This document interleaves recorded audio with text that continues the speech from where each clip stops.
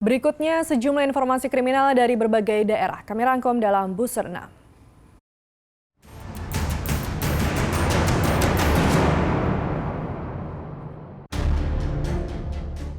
Terduga pelaku pembunuhan pria paruh baya di sebuah rumah kontrakan di kawasan Pademangan, Jakarta Utara beberapa waktu lalu akhirnya ditangkap. MA digiring tim Resmob Polda Metro Jaya dari tempat persembunyiannya di Wonosobo, Jawa Tengah karena diduga membunuh Waluyo di kamar kontrakan di Kampung Muka, Kelurahan Ancol, Jakarta Utara. Oleh polisi, MA kemudian digiring untuk mencari barang bukti berupa sebilah pisau dan gunting yang dibuang di sebuah gang sempit di kawasan Cikini Menteng, Jakarta Pusat. Usai menemukan barang bukti, MA kemudian dibawa ke Polda Metro Jaya untuk menjalani pemeriksaan lebih lanjut. Dari hasil pemeriksaan sementara, MA diduga nekat membunuh korban karena kesal dijadikan budak seks sesama jenis selama 1 tahun. Hingga saat ini MA masih menjalani pemeriksaan intensif di Subdit Resmob Polda Metro Jaya. Warga Desa Bagan, Kecamatan Pantai Labu, Kabupaten Deli Serdang, Sumatera Utara dihebohkan dengan ditemukannya sosok bayi laki-laki di dalam semak belukar. Sebelumnya warga mengira suara bayi tersebut berasal dari makhluk halus yang sedang menangis. Saat ditemukan, yang diduga dibuang orang tuanya itu tanpa sehelai benang pun dan tali pusarnya masih menempel. Saat ini bayi seberat 2,3 kg dan panjang 46 cm itu dalam keadaan sehat dan dirawat di Puskesmas Kecamatan Pantai Labu. Kasus tewasnya A, tahanan pencabulan terhadap anak kandungnya sendiri, menemui titik terang. 8 tahanan dijadikan tersangka kasus pengeroyokan A yang mengakibatkan A tewas di Rumah Sakit Bayangkara Kelapa II. A dikeroyok sesama tahanan yang geram atas ulah A yang diduga mencabuli anak sendiri.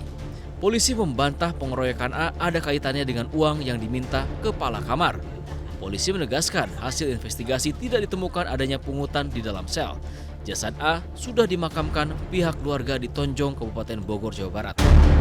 2 pemulung bergerobak menggondol pagar rumah yang masih terpasang di Jalan Warakas 4, Gang 4 Warakas, Tanjung Priuk, Jakarta Utara.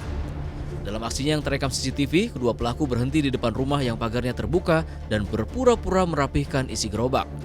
Setelah kondisi jalan sepi dan dirasa aman, seorang pelaku langsung mengangkat pagar rumah satu persatu hingga rumah tidak lagi berpagar. Setelah mengetahui pagar rumahnya raib, korban yang saat kejadian tidak berada di rumah langsung mencari para pelaku bersama warga sekitar. Dalam pencarian itu, warga menemukan gerobak yang ditinggalkan para pelaku di depan gang. Rencananya pemilik rumah akan melaporkan kasus pencurian pagar ini ke Polsek Tanjung Priok, Jakarta Utara. 2 pemuda terekam CCTV menggasak sepeda gunung milik warga di salah satu komplek perumahan Jatimulya, Kota Depok, Jawa Barat.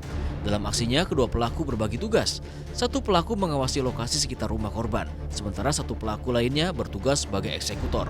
Dalam waktu 5 menit, pelaku berhasil mengeluarkan sepeda gunung milik korban dengan cara memanjat tembok. Akibat pencurian ini, korban mengalami kerugian sekitar 8 juta rupiah. Kasus pencurian ini telah dilaporkan korban ke Polsek Sukmajaya, Kota Depok.